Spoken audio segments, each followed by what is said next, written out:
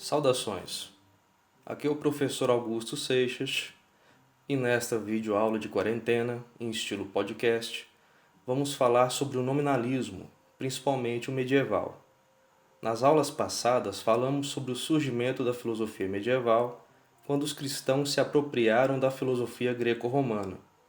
Se no princípio era o verbo e esse verbo era Deus, quer dizer que o logos, a razão, o discurso racional e a própria filosofia é Deus. Ou seja, aquele que age com a razão é cristão mesmo sem sabê-lo.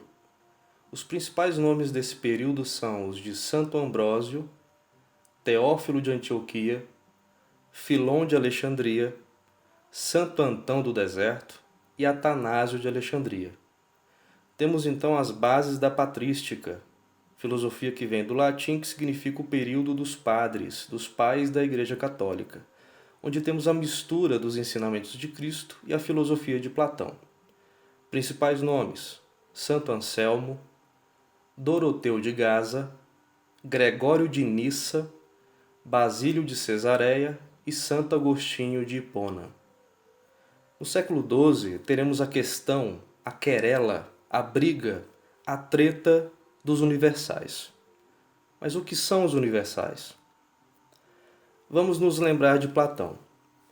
Ele dizia que o mundo sensível, este em que vivemos, é corruptível, passageiro, instável e que ele não poderia fornecer as bases de um conhecimento objetivo. Então seria necessário buscar no mundo das ideias a base sólida do conhecimento. Os universais, então, são ideias gerais que extrapolam a individualidade. Por exemplo, existem vários tipos de cadeiras. Eu conheço alguns tipos e outros nunca vi. Mas mesmo vendo um novo tipo de cadeira que até então eu não conhecia, sei reconhecer esse objeto como sendo uma cadeira. Logo, a ideia da cadeira é mais real e perfeita do que o objeto cadeira, pois eu nem preciso ver uma cadeira para saber o que é uma cadeira. Para os cristãos, a fonte dessas ideias perfeitas e eternas é a mente de Deus que podemos acessar por meio da razão. Por que vamos ter uma querela, uma briga, uma discussão sobre os universais na Idade Média? Porque as primeiras universidades dividiam sua grade curricular, vamos dizer assim, da seguinte forma: artes mecânicas, voltadas para o ensino de técnicas para uso cotidiano, e as artes liberais, divididas em trivium, que incluía gramática, retórica e dialética, e quadrivium, aritmética, geometria, música e astronomia. O pensador Boécio é quem define essa classificação nas universidades dos séculos XII e XIII. Aqui já notamos a separação entre as palavras e as coisas. O trivium se concentra no estudo da linguagem e o quadrivium, até mesmo as artes mecânicas, no estudo das coisas reais. Isso fez os estudantes se perguntarem qual a relação entre as palavras e as coisas. Exemplo: rosa é o nome de uma flor. Se esta rosa morre, a palavra rosa continua existindo. Estamos falando então de algo que não existe. Então os times rivais vão se dividir em realistas, que seguiam as ideias de Platão e afirmavam que os universais existem de fato, que são coisas reais. Santo Anselmo vai dizer: os universais advêm da mente de Deus. O bem e o mal existem de fato, por mais que eu só veja o bem e o mal nas ações das pessoas. Guilherme de Champeau dirá: quanto mais próxima da generalidade, mais uma palavra expressa a perfeição.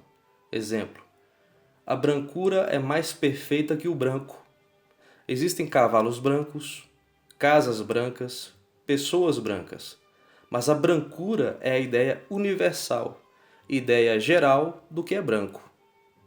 Temos também o time dos nominalistas. Para estes, os universais são só nomes, palavras, convenções entre os homens. As pessoas em determinado momento decidiram chamar as coisas com os nomes que elas têm hoje, sem precisar de ideias universais. A brancura não existe. Só existem cavalos brancos, casas e pessoas brancas. A brancura é só uma palavra, um nome. Daí o termo nominalismo. Ou seja, Só existem indivíduos, exemplares, e não espécies ou gêneros. A ideia geral de peixe não existe. Só existe este peixe que acabei de pescar. Rosselin de Compiègne vai dizer: nem Deus pode ser uno e trino ao mesmo tempo, pois cada parte da Trindade, Pai, Filho e Espírito Santo, tem sua própria individualidade. Universais são somente flatus vocis, explosão de voz em latim. Só som, mais nada. Daí vem o termo flatulência que você conhece bem. Nesse ambiente polarizado, temos os isentões, do realismo moderado ou conceitualismo. O principal nome é o de Pedro Abelardo, para quem os universais são conceitos que não existem na realidade nem são meros nomes. Eles são o significado dos nomes e podem substituir mesmo na falta de particulares a que se apliquem. Os universais são discursos mentais, linguísticos, que fazem a mediação entre o mundo do pensamento e o mundo do ser. É aquela história da rosa. Mesmo a rosa do meu jardim morrendo, a palavra rosa continua existindo e dando nome a outras rosas por aí. Outra forma moderada de realismo foi defendida por São Tomás de Aquino no período da Escolástica. Tomás de Aquino, agora já no século XIII, sob influência de Aristóteles, supôs que o universal estaria na coisa, como sua forma ou substância, depois da coisa como conceito no intelecto, e antes da coisa na mente divina, como modelo das coisas criadas. Portanto, Deus criou o mundo e o ordenou, de tal forma que a lógica, a filosofia, não vem da mente humana, mas das coisas no mundo real. Não interessa se uma mulher é negra, branca ou amarela. Sua substância continua sendo mulher. O universal, o conceito, a essência, agora está na coisa em si, no ser em si. O princípio da não contradição não é simplesmente uma invenção humana, ele vem da natureza, da realidade. Foi observando o mundo que Aristóteles percebeu que aquilo que é não pode não ser ao mesmo tempo. Exemplo: o rinoceronte tem um chifre no nariz. Logo, não posso dizer que o rinoceronte não tem um chifre no nariz. A natureza é um laboratório da lógica, da filosofia. E quem organizou o mundo dessa forma? Para Tomás de Aquino, foi Deus. Ter fé ou agir com a razão nos leva até Deus, pois Ele ordenou o mundo de forma racional, de forma lógica. Então acreditou-se que a questão dos universais tinha chegado ao fim. Mas a filosofia pós-escolástica, no final do século XIII, reacenderia o debate. Roger Bacon, Roberto Grosseteste, que significa cabeçudo, lançam os fundamentos da investigação experimental, empírica, base da ciência moderna. Guilherme de Ockham, ou Ockham, tanto faz, na mesma esteira, declara a separação entre fé e razão. Guilherme de Ockham nasce em 1280, em Ockham, condado de Surrey, sul de Londres, na Inglaterra. É o século XIII, dominado pela escolástica. Tomás de Aquino era dono da doutrina da filosofia que mandava e desmandava na Europa. Guilherme também é conhecido como Venerabilis Inceptor, venerável iniciador. Venerável pela sua inteligência e iniciador por não ter conseguido a permissão para lecionar. Também era chamado de Doctor Invincibilis. É um dos pais da tradição inglesa em filosofia analítica, filosofia da lógica e da matemática, que até hoje é muito forte por lá. Guilherme morre pela peste negra em 1349. Precisamos falar um pouco sobre Luís V, rei da Baviera. Ele casou-se com Margarida Maustache em 1342, antes de ela se divorciar do seu marido anterior, João Henrique de Luxemburgo, a famosa Galhada. Guilherme de Ockham defende este primeiro casamento civil na Idade Média, que aconteceu fora do olhar da Igreja. O Papa, lógico, excomungou o casal e o Guilherme de Ockham. Por isso não foi permitido a ele lecionar, dar aulas. Luís da Baviera vai conceder asilo a Guilherme em Munique, na atual Alemanha. Ali podemos dizer que as bases do protestantismo estão sendo lançadas. Guilherme de Ockham, como todo nominalista, vai dizer que existem apenas seres singulares e substâncias individuais ou qualidades particulares. Entretanto, considerar esse filósofo como apenas um nominalista não é justo com seu pensamento, que vai invadir todos os cenários: o político, o religioso, o filosófico, o científico e até o artístico. Guilherme pensa que a intuição é nossa experiência com o objeto sem intermediários. É só você e o objeto, sem ideias universais, Deus ou qualquer outra coisa entre você e ele. O empirismo, que é esse ato primordial, é a base da ciência. Isso vai contra Tomás de Aquino, que dizia que a experiência seria só uma causa material do conhecimento, ao passo que para Guilherme seria a causa última dele, ou seja, só entramos em contato com o singular e nunca com o universal. Eu nunca vejo o conceito geral de gato, mas só o meu gato, que chamo de Adalberto. Para Tomás de Aquino, o intelecto é tão perfeito que não consegue conceber o individual, que é imperfeito. Em Guilherme, sem deixar de crer na metafísica ou em Deus, temos que a essência deste cão é diferente daquele outro cão. Cada um tem a sua essência, sua individualidade, sua substância. A essência de uma coisa é sua existência, sua singularidade. Por isso, quando vemos um exemplar, temos conhecimento direto dele, e não de outra coisa. A existência é a essência. Os universais, gêneros, espécies, só poluem a busca por um conhecimento objetivo. Não vejo a espécie canina, vejo o cão que late para mim todo dia quando passo na rua. Aqui já podemos perceber a separação entre fé e razão. Se para Tomás de Aquino a fé e a razão não são diferentes, apesar da fé estar acima da razão, e que é a razão que muitas vezes nos leva a Deus, Guilherme de Ockham dirá que a fé não pode ser submetida a demonstrações lógicas. Já que só tenho experiência daquilo que vejo, do singular, não posso falar de uma coisa que não vejo com a mesma certeza que falo daquela que vejo. Tenho certeza de que falo sobre o Adalberto, meu gato. Mas sobre a espécie felina no mundo todo, aí já não tenho certeza. E aquilo que eu falar pode não ser totalmente verdadeiro. Por isso as demonstrações não podem ser deduzidas a partir de princípios falsos, de afirmações das quais não tenho muita certeza. Assim, para Guilherme, os universais são suposições, ou seja, posições de substituição. Eu substituo o que vejo por aquilo que não vejo. A frase "eu suponho" significa "não tenho total certeza sobre aquilo que falo". Se artigos são de fé, então eles são independentes da razão. O homem de fé não pode pretender argumentar racionalmente com um filósofo ou cientista, partindo do princípio de que a sua fé sirva como base para esse diálogo.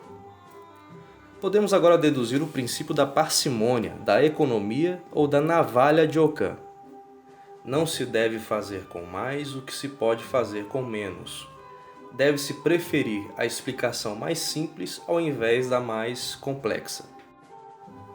Quando um professor está tentando ensinar algo muito complicado e percebe que a sala não está entendendo nada, ele faz uma economia de palavras, tenta explicar tudo com o mínimo possível.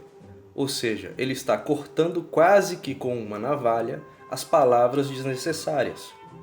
Os universais, para Guilherme de Ockham, são desnecessários. Para que vou falar sobre a humanidade, se falar do seu Zé da esquina já serve? Não preciso mencionar a espécie felina. O Adalberto já é suficiente. Guilherme, usando esse mesmo princípio, vai contra o poder do Papa. O Papa, naquele tempo, achava que tinha poderes ilimitados, parecidos com os de Deus. Nos documentos da Igreja e em seus discursos, se o Papa fala de coisas que não conhece, que não tem certeza ou que não estão na Bíblia, ele deve se calar. O Papa, portanto, deve também usar a navalha de Ockham.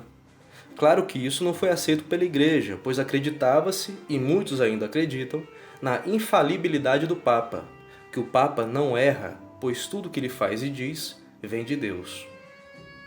Duns Scoto, ainda na Idade Média após Ockham, e pensadores modernos como David Hume, Thomas Hobbes, John Locke e Etienne de Condillac foram influenciados pelo nominalismo.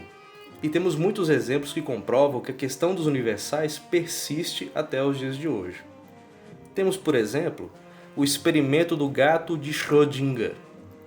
Erwin Rudolf Joseph Alexander Schrödinger, acho que a pronúncia é essa, físico austríaco do século XX, para tentar explicar como a física quântica funciona, propôs esse experimento imaginativo, onde um gato, dentro de uma caixa fechada, tem a companhia de um pote com veneno, ou de comida de gato envenenada. Temos várias versões para essa mesma situação.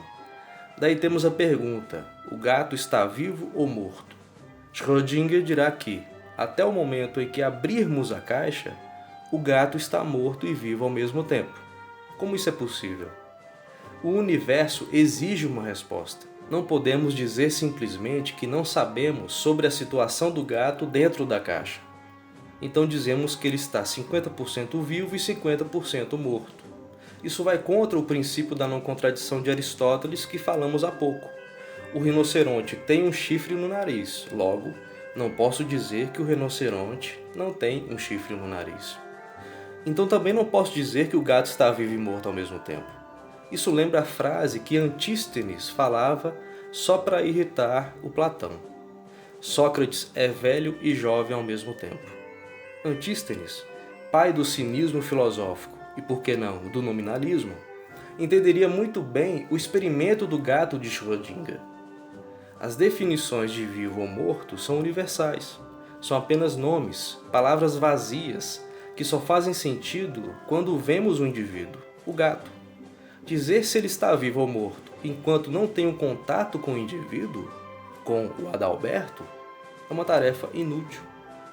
A partir destes exemplos, parece que o nominalismo, nos dias atuais, está vencendo a briga contra os universais, mas isso não é verdade.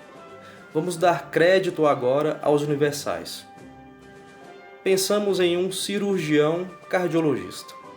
Pergunto: ele precisa conhecer todos os corações do mundo para saber como um coração funciona? Isso nem é possível. Então ele sabe o que é um coração perfeito, mesmo sabendo que corações perfeitos não existem.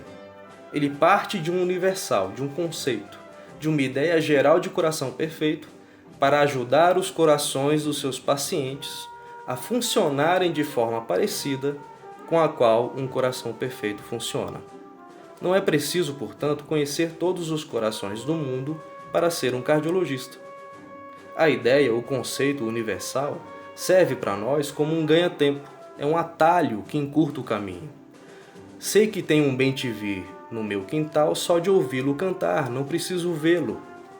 E pode ser que o bem-te-vi que canta hoje não seja o que estava cantando ontem, mas sei o que todo pássaro precisa fazer e ter para ser um bem-te-vi. Então, se existem espécies de doenças também existem. Se só existem indivíduos, não há espécies de doenças, mas somente indivíduos doentes. Como se a conjuntivite não existisse, mas só pessoas com conjuntivite. Então um médico, para tentar curar tal pessoa, vai perder tempo precioso para entender o que está acontecendo com os olhos dela, sendo que, pelos sintomas, ele já poderia estar tratando a doença, que é a mesma para todas as pessoas.